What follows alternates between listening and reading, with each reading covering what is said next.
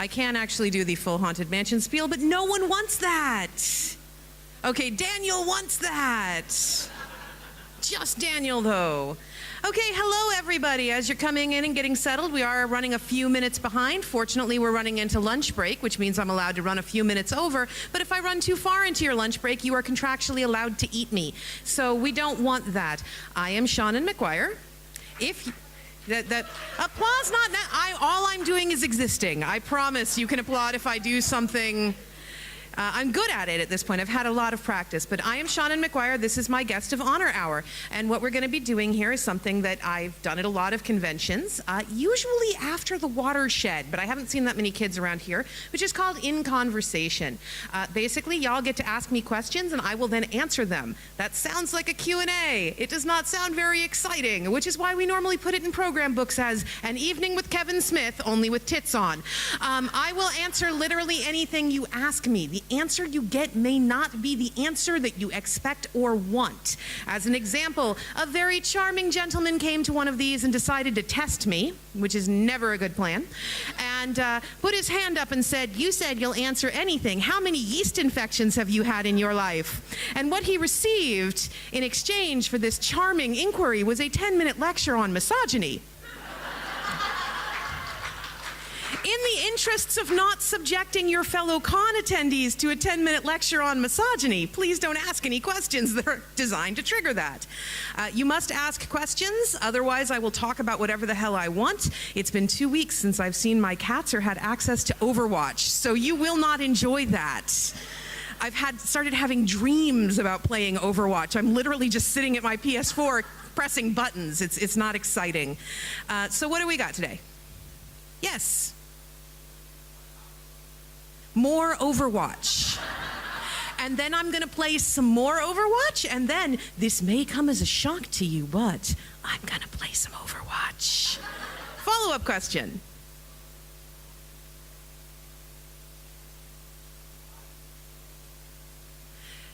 I don't know. I don't think so. I'm really Overwatch, which apparently now that's what we're talking about, so thank you.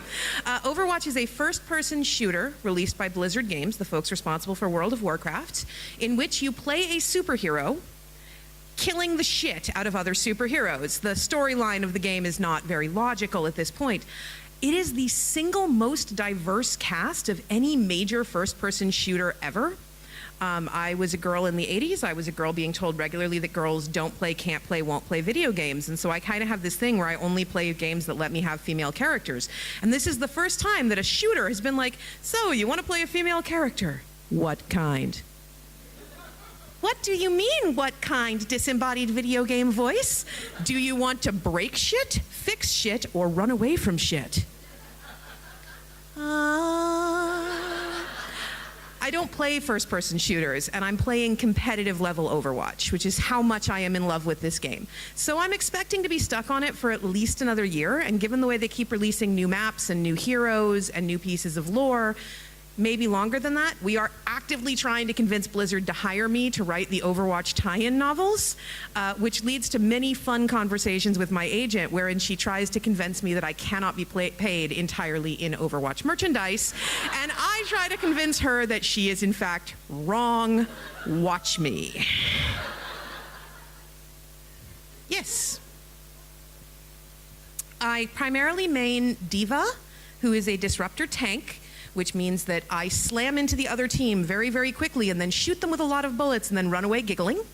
Her ultimate attack is exploding herself, which I find very soothing, and my team can tell is coming because even though they cannot see me, when I start to literally maniacally cackle into comms, they're like, "Oh, team kill coming up, team kill."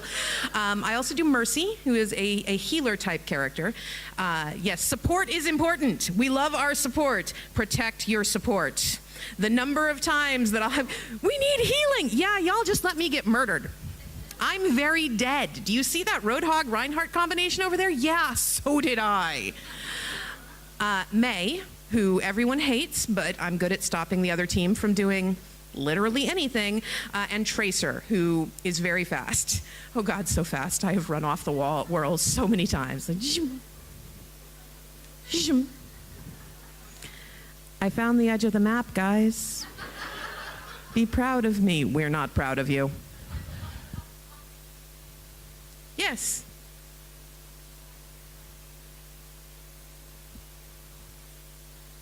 Yes. So in one of the series I write, Encrypted, there are a species of creatures called the Aislinn mice, and they are hyper-pantheistic, intelligent talking mice, and are just as ridiculous as that sounds. The hyperpantheism, the hyper-religiosity, is a real thing. It's a condition that occurs in human brains. Oliver Sacks wrote about it, I believe, in The Man Who Mistook His Wife for a Hat.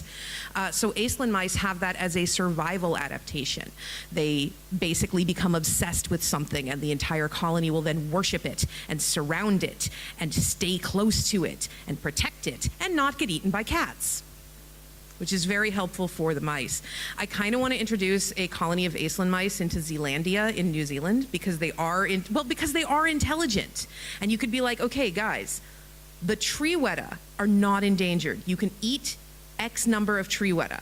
You can eat all the sparrows you want. Anything that's not New Zealand native, you can eat. And you can eat all the regular mice. The Aislinn mice would clear out the regular mice within a season, and then you just have to worry about, this small colony of talking mice possibly coming up to you and going, "You have offended the great god Tautara, get out. We have knives." So, hail. They do have very squeaky voices, which makes me happy and makes everyone else wish I wouldn't read Aislinn mice sections aloud. You do have to ask questions or I go back to Overwatch. Yes. Changeling the Dreaming. I am an old World of Darkness girl. I have never played New World of Darkness because I played too much Old World of Darkness, and it took me literally 10 years to get over the death of Ars Magica and adapt to being in Mage, the Ascension. So when they were like, "We're destroying everything you love and bringing in this new thing," I was like, that's great. I still have the books for everything I love. And, some of it's really awful. Really awful, and some of it's wildly racist in ways that we didn't necessarily recognize when we were teenagers and thought it was the coolest game system ever. But I'm a grown-up and I can edit my own game systems, which is great. I had a hand over here. Yes.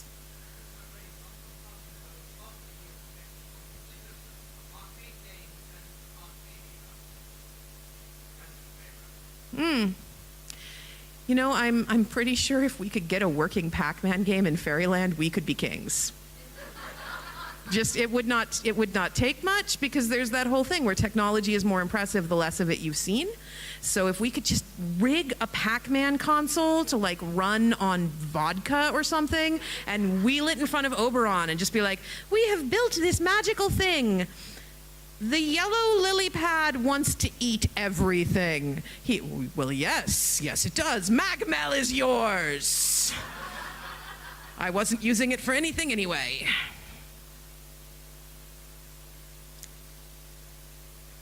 What effect do you think using the pen name Mira Grant has had on your career? I'm sorry? What effect do you think using your pen name has had on your career? Well, it has created a second space for me, which is very useful. I'm a big Stephen King fan. And at one point, Stephen King created Richard Bachman.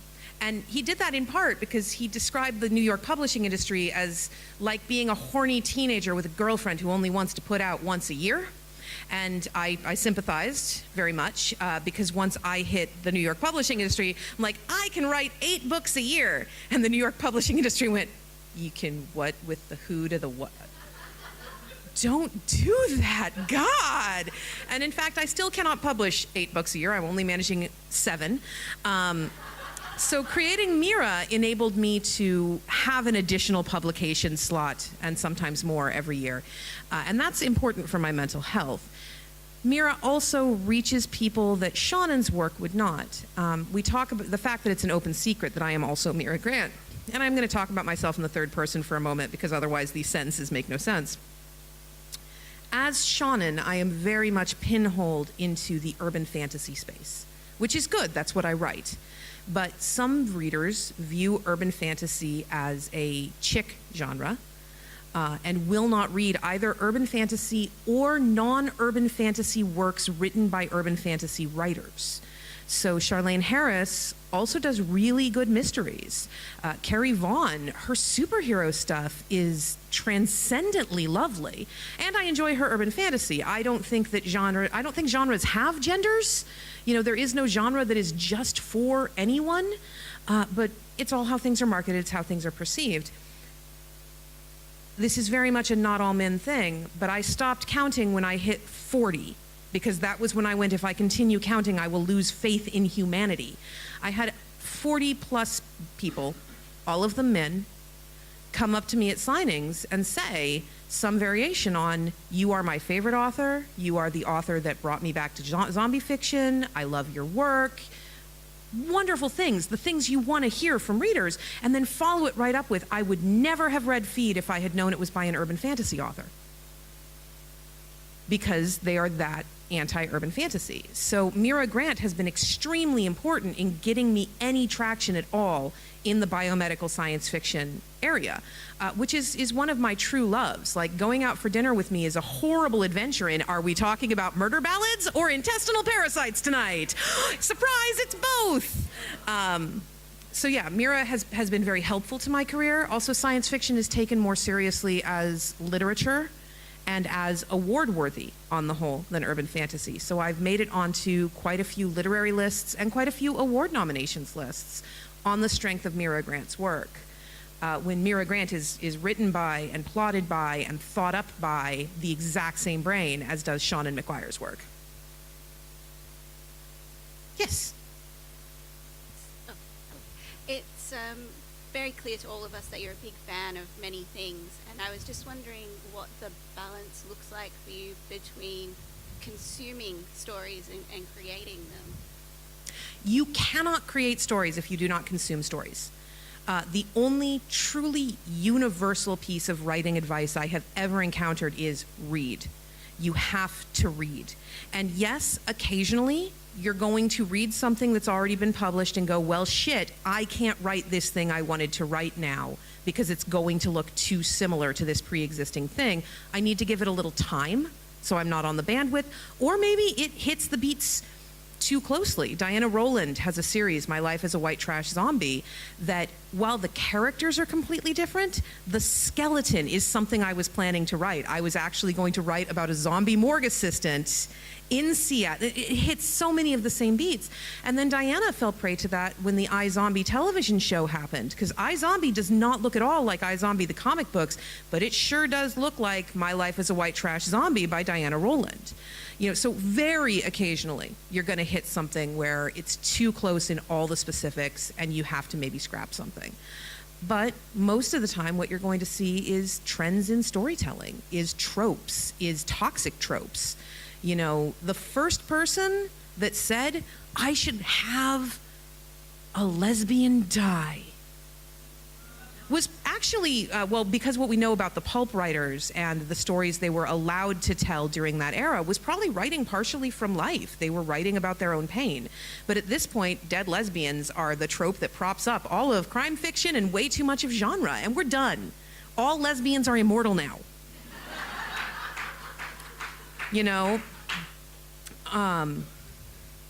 you have to continue to consume. You have to take things in. You do also have to make time for your own writing. I'm not allowed to take things in until I have finished my word count for the day. I get up, I get to work. If I am completely stuck, if I cannot move forward, I'll take my lunch break, go downstairs, and play 2 in, 2 out on Overwatch. Because that is currently my reset mechanism. But for a while it was, I'll watch an episode of Law & Order SVU, which is, like, for me, the most hopeful show on television. Seriously, it's a world where people act, since there is apparently only 1 rape a week in all of Manhattan, women actually get assaulted at a much lower rate than in the real world, and when it happens, the police care. Like, Law & Order SVU is the fairy tale of Manhattan as far as I'm concerned. But, you know, do your reset activity, take something in, finish your work, and then consume more. Read authors you love. The one thing I will say is if you are trying to create stories, you also have to read authors you don't love. I force myself to read certain things that I know I will not like because I want to know the shapes of those stories, and I want to be able to articulate why I do not like the thing. If you're not trying to create, you have the absolute right to spit anything out the second it touches your tongue, That's cool. You don't have to understand the flavors of the thing you don't want to ingest. If you do want to write, take in at least enough to be able to say, my problem with this is this, and not just, I don't like it, it's icky. I don't like it, it's icky is not useful, not to you and not to the people who are trying to understand where you're going. Yes?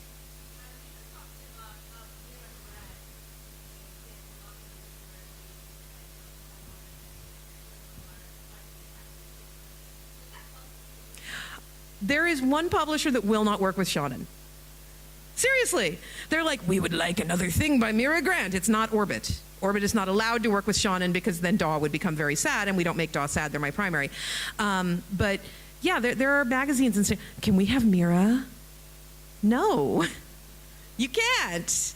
Mira doesn't exist. Mira is a brand. Mira is Pepsi. And because Mira does not exist, I have to be much more careful with where Mira goes and where Mira appears. I've had a couple of people harvest blurbs for their books off of my Twitter. And usually it's not the people themselves, it's editors or someone else involved in the packaging process. Now that is legal. Once you have tweeted something, if I want to put it on a book cover, you can't stop me. But I'll tweet from @Seanan McGuire, hey, I just read the new Amanda Pillar and it's great. And then her publisher's like, Mira Grant, I just read the new Amanda Pillar and it's great. No, Mira didn't. Mira doesn't just read things. Mira is commissioned to read things. You have to ask the real person. So yeah, it's frustrating. I don't like that Mira is more of a real author than Seanan, given that Seanan has to actually like eat and exercise and drink water and do all this shit to keep Mira. It's the ultimate. He only loves me for my brain and it's in a jar. It's not even a very big jar. I don't like it in here. Again, Overwatch is always a threat. Yes, Paul. And then I see you next. Hi, you've traveled widely around the world. Where haven't you been to that you really want to go, and what wildlife would you see there? Where haven't I been to? Yeah. That you want to go to, and what wildlife would you see there? Do I get to pick the wildlife? Like, is the wildlife guaranteed? Then I am heading for Tasmania and I will be right back with a thylacine. You guarantee me that wildlife, I am going to be a hero, okay? It's probably going to be attached to my arm with all of its many, many terrible teeth, but I am willing to do the physical therapy, and I'm pretty sure Tasmania will pay for it. If I'm like, look what I found. This hurts a lot. Please make it stop. I do need, well, if I can find one, that is proof of more than one. And really, if I do believe the thylacine is out there, that is one of my deeply held, slightly irrational beliefs. And if the thylacine has been doing okay since 1936, they've got a breeding population and they just don't like us. And you know what? If I were a thylacine, I would not like us very much either. We're awful. We killed so many of them, and they're so beautiful with their giant unhinged jaws. It's also really nice to like actually have a room full of people where when I say this, don't go, what's a thylacine? Because that question makes me sad in my soul parts, and then I take it out on the audience. Yes? Two sort of questions. You talked a little bit about your process before, and I was curious as to how you sort of developed that and what your process is, I suppose. And the second thing is, what is your word count for a day? I will not actually give my word count because, and it's not a braggy thing, we have a nasty tendency right now, since social media has made writers who are historically very solitary people, you know, you kind of go into your cave and you eventually come out with a manuscript. It's made us accessible to each other for the first time. And that is marvelous. It is magical. It is wonderful. It is incredible. It is leading to some of the most incredibly accidentally toxic and damaging advice I have ever seen. Like, if you don't write every day, you're not a writer. If you don't poop every day, you're not a biological organism? Like, what the actual fuck? If you can't manage the pace of this person here, you're a failure. If you don't publish your first novel by the time you're 30, you're never going to have any success. You know, I'm not giving this advice. I heard the noise, please. But you see this advice again and again, and we're encouraged to compare ourselves to each other in a way that is not only toxic and unsafe, it creates an animosity that doesn't need to be there. I am a full-time author. I am extraordinarily fortunate, especially since I'm living in North America, in the United States of America, where healthcare is not guaranteed. You know, we have the Affordable Care Act for now, but even with the Affordable Care Act, I had to let my healthcare lapse for almost 2 years and just quietly didn't tell anyone because they don't average out writing income. And if you're a full-time writer making your money on novelists, what you'll usually get is 1 good year followed by 2 years where you make almost no money at all. So they were basing the cost of my health care off of 1 good year, and they wanted $1,100 a month for me to have health care. I couldn't afford it. I literally, yeah, I literally could not pay to have health insurance and pay my rent. So I let it lapse and didn't talk about it because people will go, well, you can't do that. You have to make other choices. I've been homeless. My choice will be for the roulette wheel and the roof. And the fact that you have to make that choice is a horrifying sentence. But because I am a full-time author, I don't have a day job to go to. I don't have classes to go to. I don't have children to take care of. I have cats, and cats are pretty chill. What they want most of all is for me to stay at my desk where they can see me. So I get up and I make my word count and I move on. It is the equivalent of being an Olympic athlete in full training. I have the privilege to get up and go to my equivalent of the gym and spend 5 to 6 hours working out in hopes that I can take that gold medal. That's not everyone's life. And that's not what everyone wants their life to be. You know, maybe you just want to run a 5K marathon at the end of the year, and that's your big goal. Making my word count would not only be excessive, it would be cruel to yourself.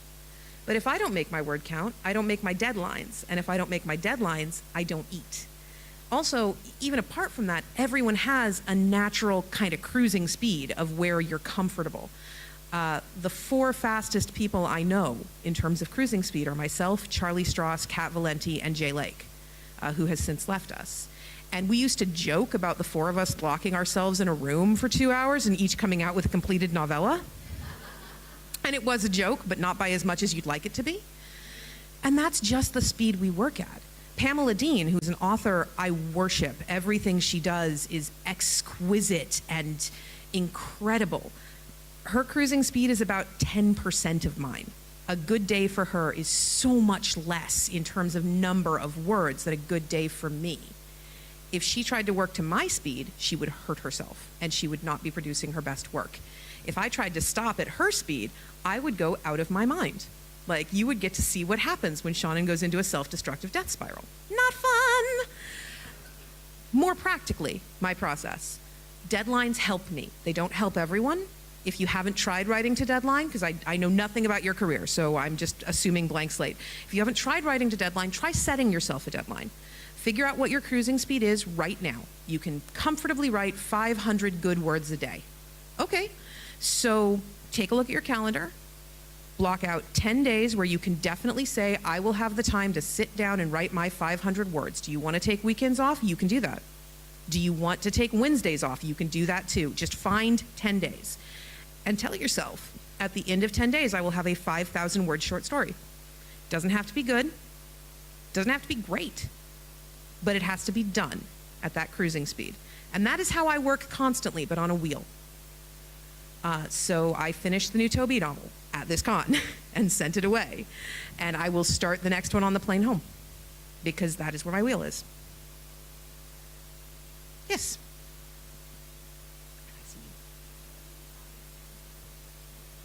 That's all right. I was indicating you next, but you can go. We'll reverse that. Go ahead. When do I find the time to research? When I'm taking things in. Taking things in doesn't have to be fictional stories. It can be real world stories. And you'll frequently find a lot of marvelous material there. So I read a lot of nonfiction. I read a lot of books about animals, a lot of books about conservation, a lot of books about terrible diseases, a lot of books about parasites, which is like the ultimate combination of everything above. A lot of books about history. The main thing to remember is that reality is much, much stranger than fiction. Much. Have you ever seen a show called Leverage? So in Leverage, a group of criminals goes up against the rich and the powerful. That's their kind of modus operandi, their modern day Robin Hoods. And the creator of the show, John Rogers, kept a blog for a long time where he would talk about the episodes as they aired. And inevitably, someone would go, "Oh, your villain was so over the top. That's ridiculous." And he'd be like, "Here are the 17 headlines I used to assemble this plot." Because this really happened. So much about it really happens. So you're going to have to pull reality down a couple notches before it makes good narrative sense. I actually have, I guess, a comment and a question. The comment is, I am so excited about the fact that you're going to be producing poetry for your Patreons, and I've just upgraded my pledges. Thank you. And the question is, your music. It's really, really, really hard to get. Okay. Is there any chance that that might change? Well, it depends on what you define as hard to get. I mean, the CDs that are in print are consistently available on CD Baby, which makes it expensive. I send in restocks. If it's gone out of stock while I was here, I can't fix that because I don't have access to my house. The only CDs that are currently in print are Creature Feature, Stars Fall Home, and Wicked Girls. So if you're looking for Red Roses and Dead Things or Pretty Little Dead Girl, they are out of print, they are gone, there are no copies. I may reprint them at some time in the future, but right now, they are unobtainium. If you know someone with them, you are welcome to ask them for MP3s. I ask that people do not post the MP3s because I would like to be able to reprint the albums at some point in the future. But folks do that. You're welcome to just ask for them and keep them. You're welcome to ask for them and send me money. You're welcome to ask for them and make a commitment to yourself to buy the CDs if and when they become available again. The reason my work is only available in physical disc form is twofold. One, I don't have MP3 distribution rights for any of my cover songs. My cover songs are licensed 1,000 iterations at a time, which is the size of a CD print run. And two, there is a thing that exists in North America. I'm certain it exists here in Australia as well, but I can't speak to it here, called the digital divide. And the digital divide basically is the line between those of us who have the internet, who can download music, who can download ebooks, and those who don't. 1 in 5 Americans right now does not have consistent access to the internet. 1 in 5 Americans does not have a way to get MP3 music out of iTunes or Bandcamp into a format that they can listen to in their car or in their home. So 1 in 5 people, that's horrifying to me. And until she came to live with me, my mother was one of those 1 in 5. You know, it affects older people, it affects people in poverty, it affects people all across the country. And I'm sure it's a problem here as well, but again, I don't know your statistics. Because I am a filk musician, I don't have a label, I'm not a folk musician, I don't have anyone helping me with my costs whatsoever. The only way I can afford to produce physical media for sale is if I know that the physical media will sell. Now, in some cases, that is you buy it, you rip it, you microwave it. Like I know people who destroy the CDs they order from me because they only wanted them for the MP3s and they don't want to deal with the physical media, but they don't feel it's ethical to keep the MP3s and then resell the CD. That's their call. That's cool. I don't mind. But if I can't sell you, generic you, a CD, I can't make a CD for my mother. I literally cannot afford to do it. So I'm a tiny little business. Yes.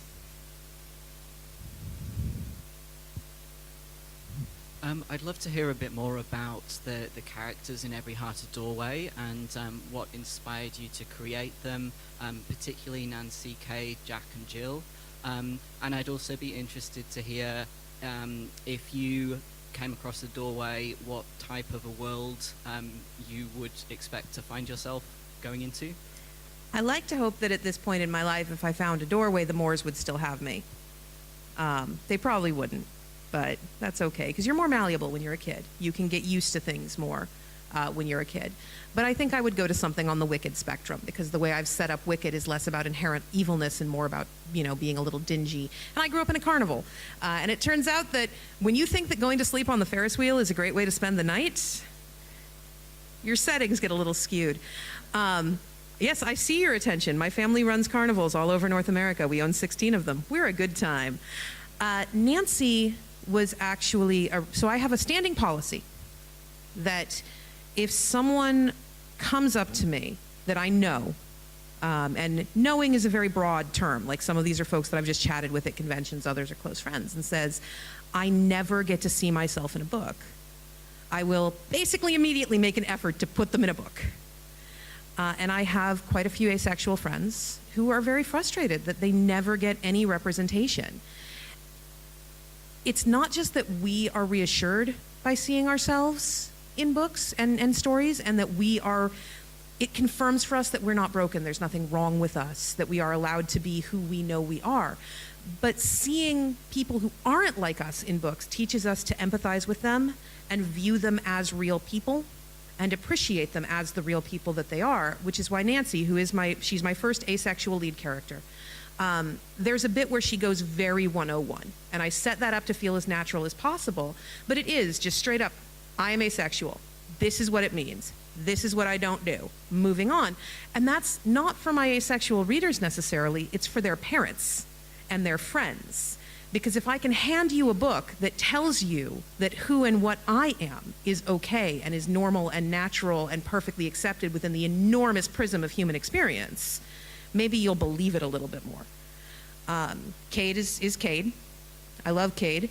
Cade is partially based off the teenage child of a friend of mine, although the real world Cade is gender queer, not trans.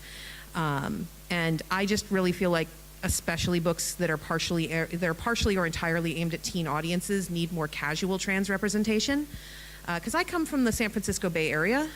I didn't realize that people would think that was strange until I started leaving the San Francisco Bay Area, and then was just like, wow, you really think it's normal to have one gay person hanging out with 10 straight people? You think that's what we do? We're a lot more like mosquitoes, dude. Where there's one queer person, there are 90 of us. We're touching all your stuff. Some of us are completely invisible and getting erased constantly by the world around us. Every time someone says bisexual people have straight passing privilege, I have to resist the urge to hit someone with a chair. I do not actually hit people with chairs because it gets you in a lot of trouble. Jack is the most autobiographical character I've ever written. I have OCD. I was diagnosed at 9. I am not germophobic. But a lot of Jack's specific tics are very similar to things that I either have or have to fight against. And Jill is partially based on my friend Meg, but she has forgiven me for that. Yes. And then I see you further back. Okay, so on top of your novels, you also do a lot of short stories. Yes. And quite a lot of them are also available on your website, which is really helpful for people like me who've moved overseas and can't access those magazines. So with your feed books, you compiled a lot of the short stories and novellas into one big one that we could then buy, purchase. Which I appreciate so much. Oh, we did too. It was great. Are you going to do that for the encrypted ones? You have so many wonderful back with the family tree. There's so much there. Well, we're not done with encrypted, Right. for one thing. Yeah. Thank you. Encrypted is my second urban fantasy series, and it is why I'll describe it to people as a family affair, because we're following multiple generations and multiple members of this family, in part because my biggest problem with long-running series, and I say this as someone who is on book 11 of a long-running series, is you kind of hit a point a lot of the time with really, as to how much crap these people have to go through. Sometimes it's forgivable. I like to think that with Toby it's forgivable because she has no common sense at all, and she just walks straight into death like, hi, I'm gonna poke you now. But normal people don't do that, and Encrypted is supposed to be about slightly more normal people. It's also about the damage that families do to themselves without meaning to.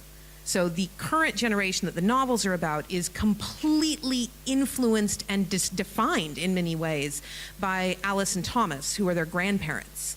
But Alice's life was completely set and defined by the death of her mother. So I had to write all the Jonathan and Fran stories. Now I'm on the Alice and Thomas stories. We already have enough for 2 anthologies of just Jonathan and Fran stories. It's a little terrifying. if you want an anthology, which believe me, I want an anthology probably more than you do, because again, the digital divide. Print editions are incredibly important to me.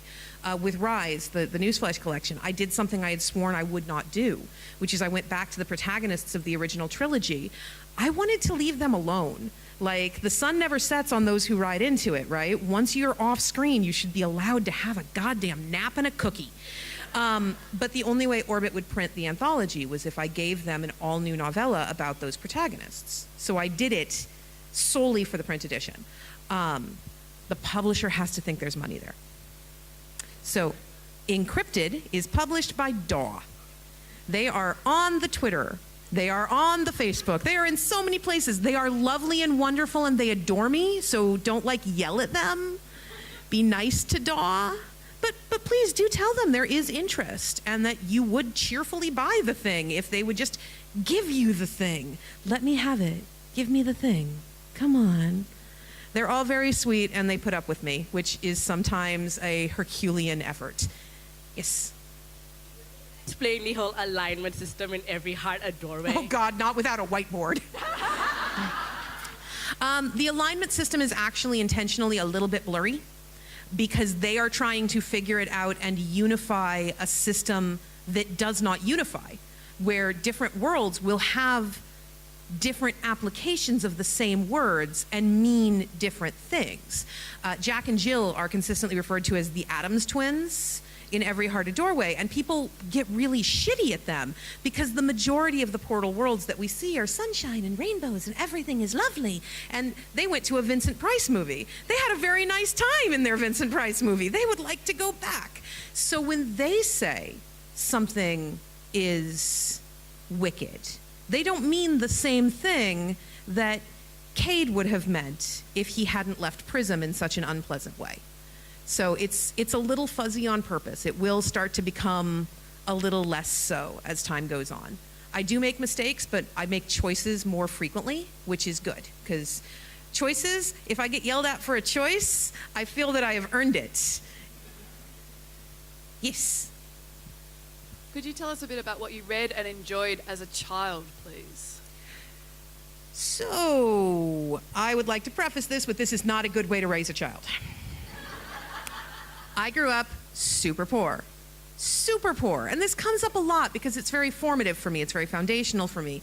But it meant that as a bibliophilic child who wanted to read everything, libraries were not an option for me because we could not pay any overdue fines. So what I could read was what I could get my hands on outside of a curated setting. My mother went to a lot of thrift stores, garage sales, flea markets, jumble sales, trunk sales, church donations boxes, and the dumpster behind Walden Books. And she brought home everything. And then I proceeded to read everything. Because one of the great tragedies of the way the human mind works is that when you're a child, you are endlessly hungry for knowledge and you have no money. So you can't just go to the bookstore and be like, I would like all of the Boxcar Children books, please. They are age appropriate and seem charming. No, you are endlessly hungry and have what's in the box. And now that I'm an adult, I can go to like Minotaur and look at, I have money for books. I have a book budget. I don't want any of these books. My inner 6-year-old weeps every time I leave a bookstore with empty hands. So I fell in love with Shakespeare, which sounds very like pretentious, but it's true. Because I had the Lamb's Tales from Shakespeare, which was Shakespeare translated into plain text, and then someone told me that I couldn't read Shakespeare because I was 6, so I started reading real Shakespeare just to piss them off. Stubborn irritation is a hallmark of mine. I read Bradbury. I read all of the Magazine of Fantasy and Science Fiction. And my mother, upon realizing that I was working my way through these books like Jaws through a small coastal town, set 2 rules on my reading. No Heinlein, because she had heard that he was dirty. And no Stephen King, because she had heard that he was scary.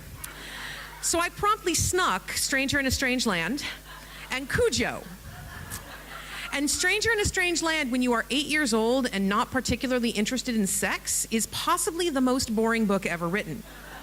So I decided that she was wrong about Heinlein, but I didn't care, and focused everything on that shining castle on the hill that was Stephen King.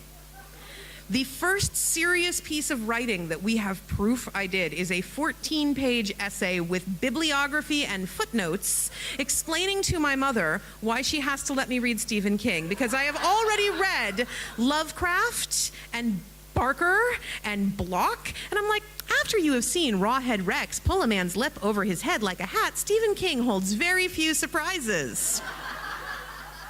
Okay? And my mother just kind of went, oh God. You do you, kid. So Stephen King is both my favorite author, and the author I enjoyed most as a child, and my first moral victory over my mom.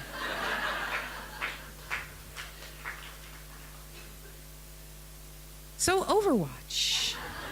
Yes, here we go, purple sweater. I love how we're trying to be like sophisticated here. When you tweet in all caps, what tone of voice should we read that in? We will now have a dramatic recreation of my tweets from this morning. When I put my hand up, I am in all caps. We found an Opal store, and what the Opal store does not really advertise and should is that it has an enormous assortment of lizards. Oh my God. So I went to the Opal store, and the Opal guy was a little surprised that I had no interest in the curated Opal experience. I went lizards, lizards, lizards, lizards, lizards, lizards. So then they covered me, and Lizards Australia is the best thing ever. It's true. There's an Opal store at the end of Elizabeth Street, and I am mad at every single one of you for not coming to me earlier with the information that if you go to the Opal store and say lizards, they will cover you in lizards. This is better than a spa day. Purple sweater again. You're on the same block as a snake, lizard, and fish shop? Yes, I have been told, but snake shops are usually a little more discriminating about who they hand their shit to than the Opal guy is like, he's one of those marvelous people that I've known the whole time I've been in wildlife rehab, where you can tell he no longer believes that pythons are fragile creatures to be protected. They're kind of like slinkies. So I'm just like, lizards, and he goes, snake. Snake! And the snake's like, I'm going in your glasses now. Hi. Finally handed Daniel the snake and then got handed several lizards. So snake shops are more like, you gonna pay for that? You're not gonna pay for that. Get out. But thank you for making sure I knew. Saying about you keep threatening to go back to Overwatch, so the fact that my question is going to be about Overwatch anyway is perhaps disruptive, but I'm curious what you have in regards to ships. I am so glad that Tracer has a girlfriend, because very few of the characters in Overwatch, apart from now Tracer, have any confirmed sexuality. You can headcanon them any way you want because we don't know anything about their past relationships, except Widowmaker. We know that Widowmaker was married to a man. So the Widowmaker Tracer ship actually bothers me a lot. Like, it makes me intensely unhappy and uncomfortable. Because it's yet another iteration of the predatory bisexual.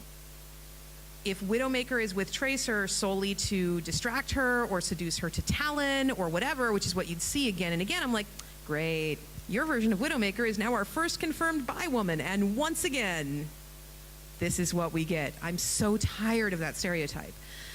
Before we knew that Tracer was gay, I actually really liked the idea of her not having a serious sexual relationship and instead having a committed friend marriage functionally with Winston, because I'm not sure Winston will ever find anyone. He's an uplifted gorilla. There are some problems here. But other than that, I just roll. I am not a heavy shipper, in part because I really want Blizzard to hire me. And if I don't allow myself to fall in love with May Zarya or whatnot, then when Blizzard says, okay, here's your book, you're not writing that, I won't have to go and sulk in my corner.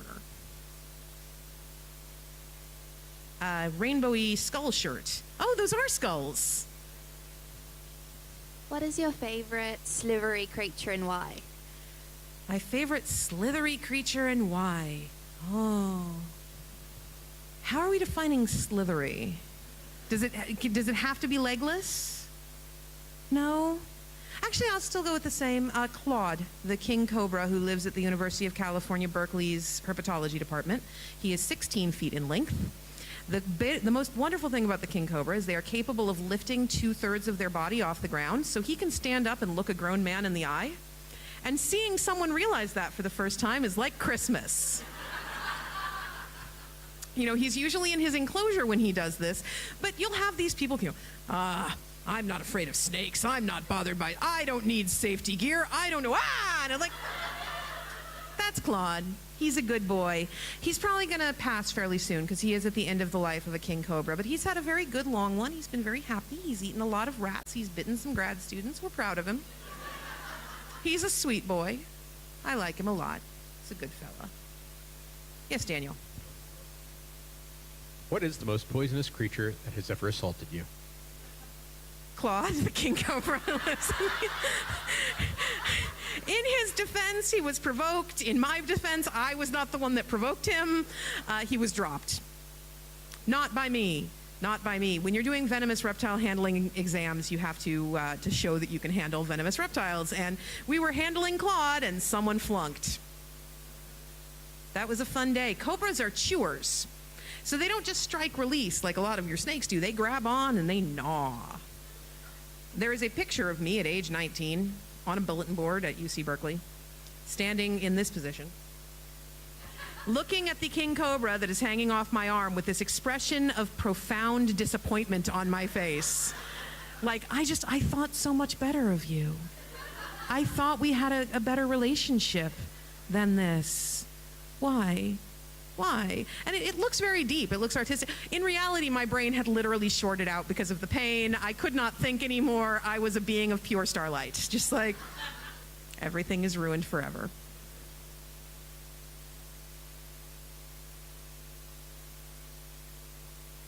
Blonde and then Parka. Frivolous question. Vegemite or Tim Tams?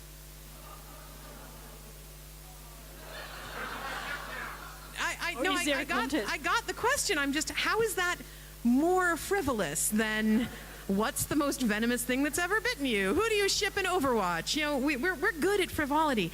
Tim Tams, because I know. The thing about Vegemite is it is actually splendid. I do like Vegemite, but it looks too much like peanut butter for someone who grew up as a child in America. That's really where the Vegemite I know, but it's a dark substance you spread on bread that is not jelly.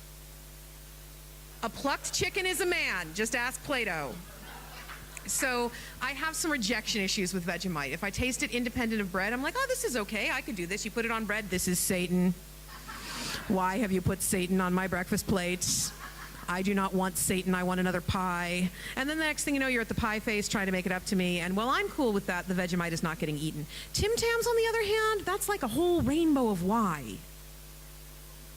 Normal Tim Tams are lovely. Dark chocolate Tim Tams are lovely. White chocolate Tim Tams are a pointless waste of your daily calorie allotment, but you do you. And then you start moving into like, this is a green tea wasabi pineapple Tim Tam.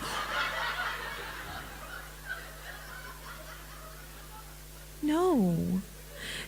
We're no better in America. We're genuinely no better. We have started making Oreos in every flavor you can think of, and some flavors no one should have thought of. So they just did Oreos with Pop Rocks in the cream. And that's like being assaulted by your food. You're just trying to eat a fucking cookie. Stop. Don't do what you do. You do it anyway. No. Sometimes we buy the new flavored Oreos and make people eat them because we don't like them very much. Haven't managed to get onto your cats yet. Like, so you've moved them from California to Seattle, and there was a bit of a shenanigans with them speaking English to your assistant, I heard. Yes. Did you actually get arrested for like trying to? We did not get arrested. So I have Maine Coons. Does anybody here not know what a Maine Coon is? Okay, the Maine Coon is the largest domestic breed of cat.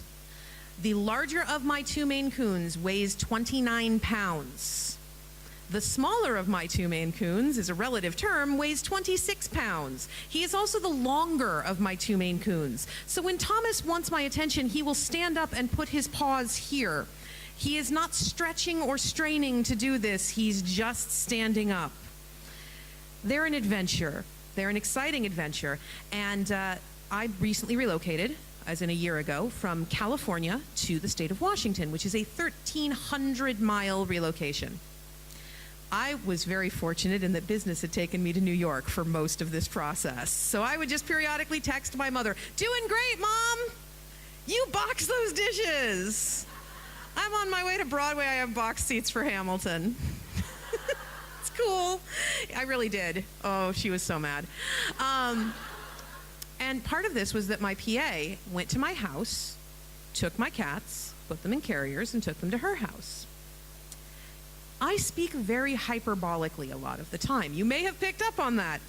But I am almost always telling you the absolute truth. And people catch on to this fairly quickly. But sometimes they will still let that reality filter kick in and be like, she cannot possibly mean what she just said. She can't. So I told Kate, Alice talks. Alice speaks English. Not much English, but English. Be warned. And Kate said, I've met Alice. She's never spoken to me. We're fine. So she goes to pick up my cats, drive them to her house. It's about a 30-minute drive. 10 minutes into the 30-minute drive, she pulls over at a service station to furiously text me, you didn't tell me the cats could talk. I did, actually. I have it in writing right here. Yes, but I thought you were kidding. Because Alice has figured out that hello is what humans say to get the attention of other humans. And if you put Alice into a position she does not want to be in, like, say, kidnapping her from her home when her mother is missing and stuffing her into a carrier, she will get very mad and will want your attention. And she starts saying, hello, hello, hello. And she doesn't stop because she's a cat. So it's like having a gravelly voiced toddler locked in the back of your car. And Kate was fairly convinced she was going to go to prison. Thomas is on the other side of the scale. Thomas gets quiet. Thomas sulks. Thomas just feels put upon by the world. And so he was completely silent. And she thought he was dead. And then she got home and he was not dead. And she's like, oh, thank God, we're fine. And then I flew back from New York and she had to drive me and the cats to Seattle, which is 1,300 miles. And so it was 1,300 miles of hello, hello, hello. Thomas hasn't made any noise for 45 minutes. We have to pull over. I think he's had a heat stroke and died. Hello, hello, hello. I have a very tolerant personal assistant. We've got about 5 minutes left. We can run a few minutes over because it's lunch break. However, we should not run more than a few minutes over because it's lunch break, and I bet all y'all would like to eat. The market is also starting upstairs. We've got green hair, then we've got a black shirt about 4 rows back. So I do see you. Put your hand up again. Other than X-Men and obviously Blizzard that you've mentioned, is there any other media world that you'd like to write in? I really want to write the X-Men. That's kind of all-consuming for me. But they are talking about rebooting the Resident Evil movie franchise. And if they do, I would really like to write the novelizations because I think that would be splendid. I would enjoy that immensely. They should hire me. We would do a very nice job. We would have a very good time. Be a good time. Right now I'm mostly focused on X-Men. Really, I'm just mostly focused on X-Men because they have never hired a woman to write a mainline title. My cousin Marjorie wrote one of the side titles for a while, and she's marvelous. But she has moved on to writing her own independent work, the first volume of which is nominated for a Hugo this year, Monstrous, and it's magical. And yeah, I'm so excited for her. I'm so happy for her. And she's like, everything is strange, but that's normal. A semi-serious question. If there was one trope in all the writing that you could get rid of, which one would it be and why? Bury your gays. There is a strong trope that goes back. It's in all genre fiction, not just speculative genre fiction, because when you say genre on the literary sense, you're including crime fiction, romance fiction, everything. So there is a strong tendency in literary fiction to not have queer people at all. We just don't get to exist. And in genre fiction, you can exist, but because of rules from the morality code, for a very long time, you were required to come to an unhappy end. You had to die. You had to wind up penniless and alone and broken by your perversion. And this is unfair, this is unrealistic, but this has also pervaded our literature, it's pervaded our television, it's pervaded our films, and it's put us into this really awkward position. If I could kill two, I would also kill women in refrigerators. But I feel like taking out Bury Your Gays takes out half the women in the fridge, so we're going to go for the slightly wider approach. Right now, every time I or anyone else I know kills a female character, no matter how good a reason we had to do it, you are likely to get this whole discussion of, oh, they just fridged them. You can kill women, guys. You just have to have more than one in your cast. You know, it's the load-bearing lesbian joke that we've been making. Apparently that's always funny, so I'm just going to say that for an hour next time. I'm not saying you can never kill a queer character. I'm not saying you can never use the death of a queer character as motivation for their friends and lovers who survive. I'm saying that when 98% of the queer characters wind up that way, we have a problem.